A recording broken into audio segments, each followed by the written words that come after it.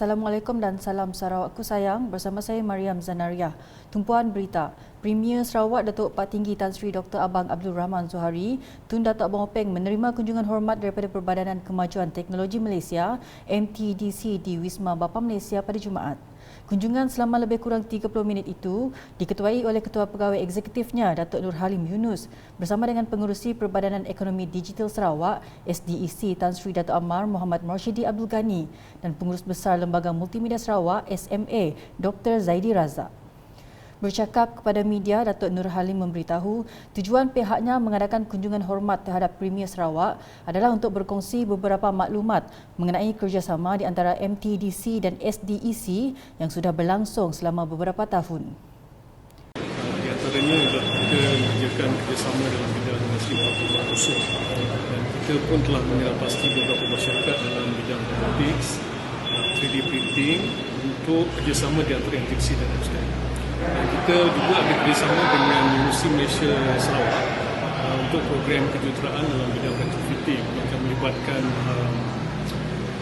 latihan para pelajar untuk membangunkan mesin-mesin yang boleh di-upgrade untuk IKS, program mesin manual dan mesin automatik. Hadir sama ialah Pengarah Bahagian Teknologi Teruaka MTDC Muhammad Hazani Hassan, Naib Presiden MTDC Rosliza Zulkafli dan Timbalan Naib Presiden Jabatan Pembangunan Perniagaan Suraya Satib Ahmad. Sejurus selepas itu, Datuk Pak Tinggi Tan Sri Abang Zohari menyaksikan penyerahan zakat perniagaan daripada Maybank Islamik yang diketuai Presiden dan Ketua Pegawai Eksekutif kumpulannya, Datuk Khairul Saleh Ramli. Penyerahan zakat disampaikan oleh Datuk Khairul Saleh kepada Yang di-Pertua Majlis Islam Sarawak, Datuk Misnu Taha yang mewakili tabung Baitul Mas Sarawak dengan jumlah keseluruhan RM1.16 juta bagi tahun kewangan 2021. Menurut Datuk Khairul Saleh, agihan zakat perniagaan tersebut adalah sebahagian daripada jumlah keseluruhan zakat perniagaan Maybank Islamik sebanyak RM8.94 juta yang telah diagih kepada seluruh pejabat agama Islam di Malaysia. Kami amat berbesar hati dapat membantu Baitul Mal Sarawak untuk seterusnya membantu asnaf-asnaf di sini. Maybank Islamik kita bayar zakat, kita bayar cukai. Ini daripada zakat itu kita dapatkan pada setiap negeri. Ya, dan RM1.16 milion diagihkan untuk negeri Sarawak. Sementara itu, menurut Ketua Pegawai Eksekutif Maybank Islamik, Datuk Muhammad Rafiq Merikan, Maybank Islamik dan Maybank Kumpulan menyediakan perkhidmatan di semua negeri di Malaysia. Oleh itu, Kerajaan Sarawak juga tidak terlepas mendapat faedah daripada zakat yang dikeluarkan. Maybank dan juga Kumpulan Maybank, kita ada servis di semua state di Malaysia. Salah satu aktiviti yang kita buat balik ialah memberikan zakat sebab kita memang kita beroperasi di Sarawak. Kan, so kita mahu di mana kita beroperasi dengan estate, komuniti juga dapat benefit daripada zakat yang kita keluarkan sebagai tanggungjawab kita. Hadir sama ialah Ketua Pegawai Eksekutif Kumpulan Perbankan Global Maybank, Datuk Muzaffar Hisham, Ketua Pegawai Eksekutif Perkhidmatan Kewangan Komuniti Kumpulan Maybank, Datuk John Chong dan Pengarah Wilayah Sarawak, Abang Jamili Abang Julai. Berita seterusnya, semua sekolah rendah dalam kawasan Dewan Undangan Negeri Dun Nangka akan dilengkapi dengan Smart TV bagi memudahkan sesi pembelajaran murid-murid. Menurut Timbalan Menteri Pendidikan, Inovasi dan Pembangunan Bakat 1, Merangkap Adun Nangka Dr. Anwar Rapai, beliau bercadang untuk mengagihkan Smart TV di setiap bilik darjah di semua sekolah rendah di kawasan itu. Bagaimanapun katanya pemberian Smart TV itu tidak termasuk sekolah pendidikan khas kerana sekolah tersebut mempunyai keperluan berbeza berbanding sekolah-sekolah biasa. Lain daripada itu, perbincangan saya juga dengan guru besar, mereka memohon supaya adanya Smart TV di setiap kelas. Di 9 buah sekolah rendah tidak termasuk pendidikan khas. Bukan maksudnya saya mengedepikan ataupun tidak mengira pendidikan sebab mereka mempunyai keperluan yang berbeza pendidikan asli. Saya akan berbincang dengan guru besar pendidikan khas lepas ini untuk mengetahui apakah keperluan mereka sebab mereka mempunyai keperluan yang berbeza dengan sekolah-sekolah lain. Mengenai Smart TV tersebut, para guru besar telah memohon supaya setiap darjah adanya Smart TV tersebut. Saya faham keperluan Smart TV ini amat mendesak dalam keadaan sekarang dan juga boleh digunakan berbagai untuk para guru mengajar para pelajar kita. Beliau berkata demikian semasa berucap pada majlis penyampaian baucer pakaian seragam Yayasan Sarawak di Kampung Bahagia Jaya, Teku pada Khamis. Dalam pada itu, Dr. Anwar telah meluluskan peruntukan sebanyak RM57,000 untuk membantu pelajar di kawasannya menguasai kemahiran membaca dan mengira. Katanya, bantuan yang diluluskan itu adalah untuk membantu pelajar mendapat tuition dan bantuan guru membeli peralatan mengajar seperti buku latihan tambahan. Seramai 707 murid dari 43 sekolah rendah dan 8 sekolah menengah dalam kawasan Dun Nangka menerima bantuan pakaian seragam Yayasan Sarawak. Selanjutnya, pemilik dan pemandu bot pelancong perlu memiliki permit, sijil tauliah dan insurans yang sah untuk menggunakan bot mereka. Timbalan Menteri Pengangkutan Sarawak Datuk Henry Herigine berkata, ia penting untuk menjamin keselamatan penumpang sekaligus membantu dalam meningkatkan jumlah kedatangan pelancong, terutamanya ke Taman Negara Logan Bunut, Tinjar.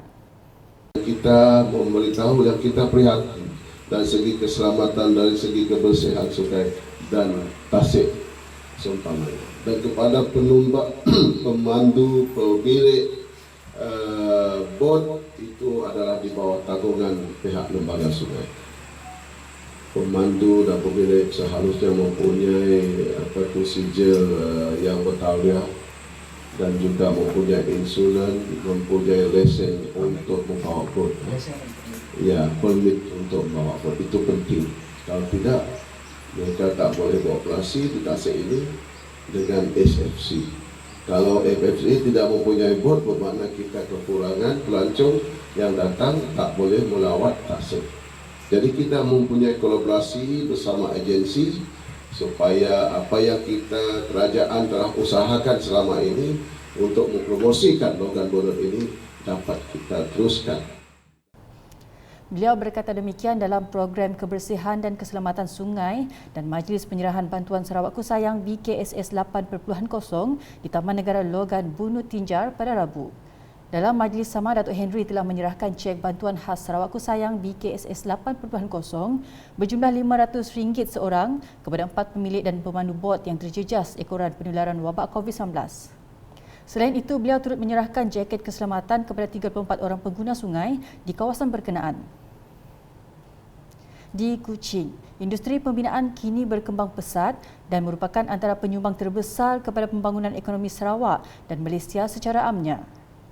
Pengarah Yayasan Sarawak, Mersal Abang Rosli berkata, kerajaan negeri di bawah pimpinan Premier Sarawak Datuk Patigi Tan Sri Dr. Abang Abdul Rahman Zuhari Tun Datuk Abang Openg menyasarkan Sarawak sebagai negeri berproduktiviti tinggi yang mampu melahirkan generasi berdaya saing menjelang tahun 2030.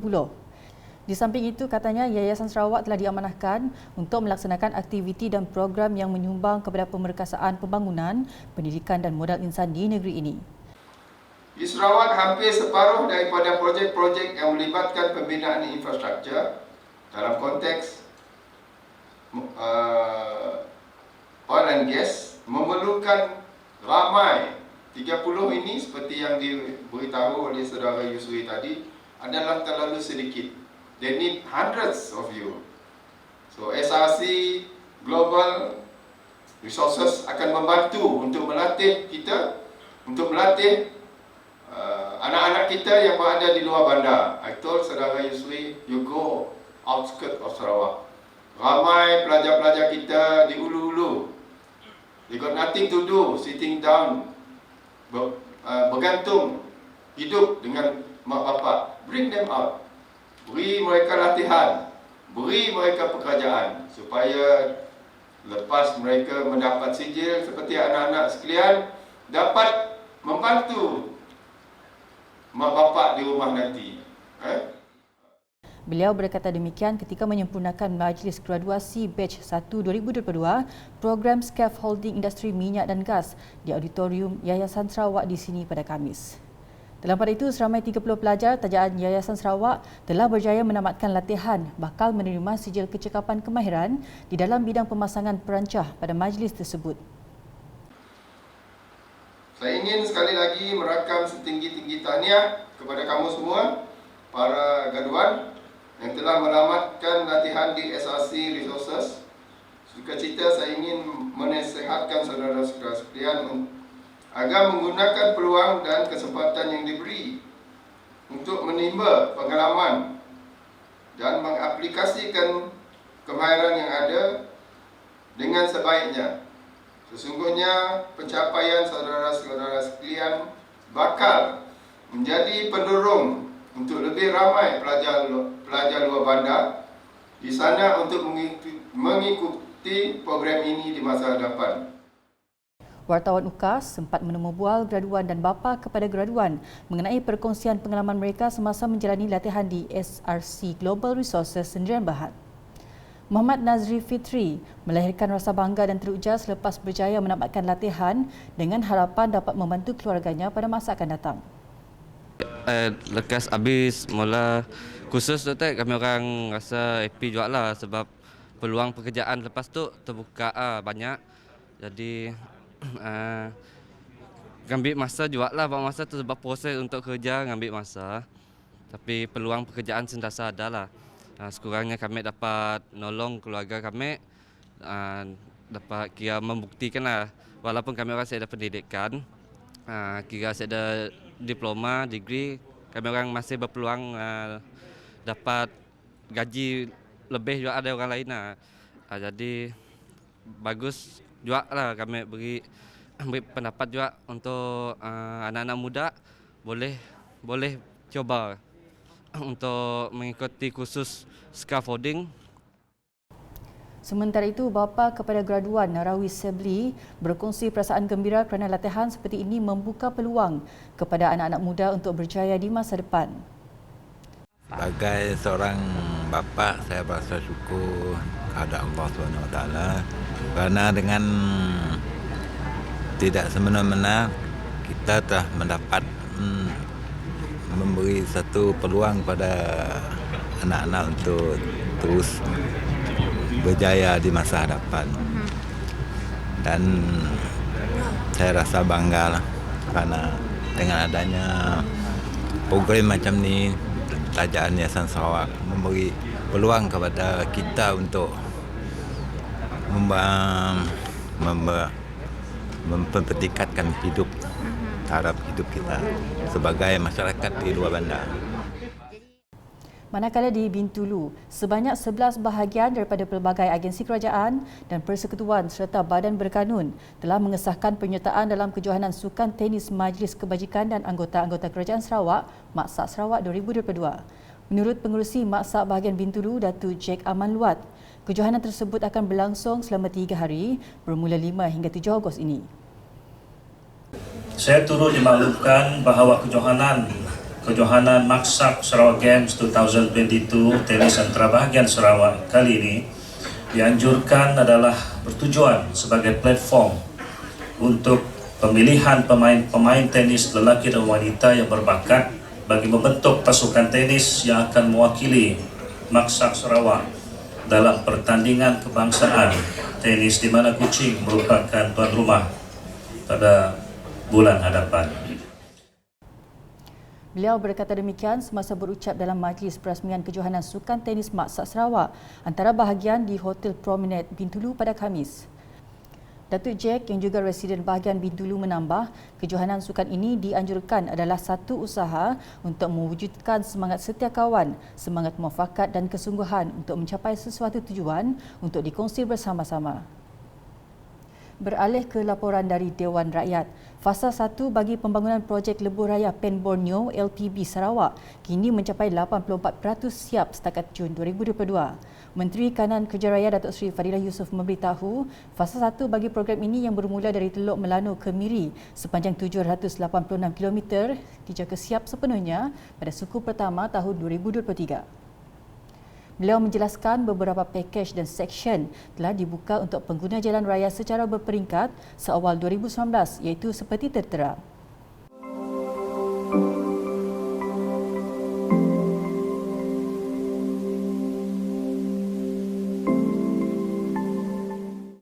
Beliau Beliau berkata demikian dalam jawapan bertulis bagi menjawab soalan ahli Parlimen IGAN Ahmad Joni dalam persidangan Dewan Rakyat baru-baru ini. Datuk Seri Fadilah menambah seperti projek-projek lain, prestasi kemajuan kerja pembinaan projek LPB Sarawak turut terkesan akibat kekurangan pekerja dan bahan binaan susulan daripada pandemik COVID-19 dan impak ekonomi global pada masa kini. Sekian edisi malam bersama saya Mariam Zanaria. Berita lebih lanjut boleh didapati di semua platform media sosial KAS termasuk portal kas.sarawak.gov.my dan UKAS channel di YouTube. #menyebar fakta. Salam UKAS.